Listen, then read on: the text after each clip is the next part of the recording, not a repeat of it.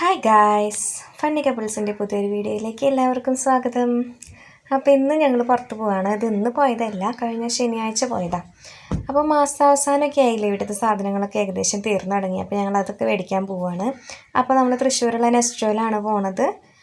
മാസത്തിലൊരിക്കൽ ഞങ്ങൾ ഹൈപ്പർ മാർക്കറ്റിൽ പോയിട്ട് സാധനങ്ങൾ മേടിക്കും. കാരണം പീനട്ട് ബട്ടർ, പിന്നെ ഈ സോപ്പ്, അങ്ങനെയുള്ള കാര്യങ്ങളൊക്കെ 4 കിലോൻ്റെ 5 കിലോൻ്റെ ഒക്കെ പാക്കറ്റിനൊക്കെ അവിടെ നല്ല ഓഫർ വരും. അപ്പോൾ അങ്ങനെയുള്ള സാധനങ്ങളൊക്കെ മാസത്തിലൊരിക്കൽ ഞങ്ങൾ ഹൈപ്പർ മാർക്കറ്റിലൊക്കെ പോയി മേടിക്കും.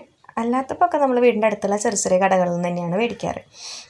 അപ്പോൾ ഈ ശനി ഞായറോടെ ഓഫർ ഉണ്ടായിരുന്നു. അപ്പോൾ ഞങ്ങൾ ശനിയാഴ്ച വൈകിട്ടൊന്ന് പോയതാണ്.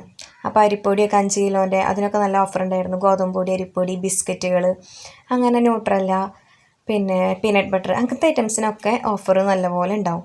ഹാർപ്പിക്ക്, സോപ്പ് പൊടി, പിന്നെ വാഷിംഗ് മെഷീൻ ലിക്വിഡ്, അങ്ങനത്തെ ഐറ്റംസിനൊക്കെ നല്ല ഓഫറുകൾ ഉണ്ടാകാറുണ്ട്.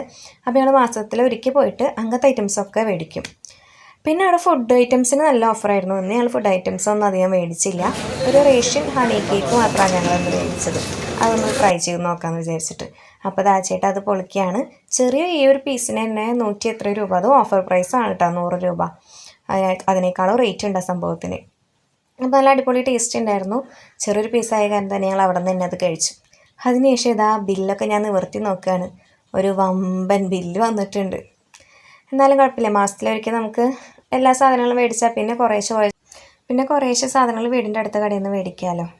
അപ്പോൾ ഗായ്സ്, ഞാൻ വീട്ടിൽ പോട്ടെ, ബായ്.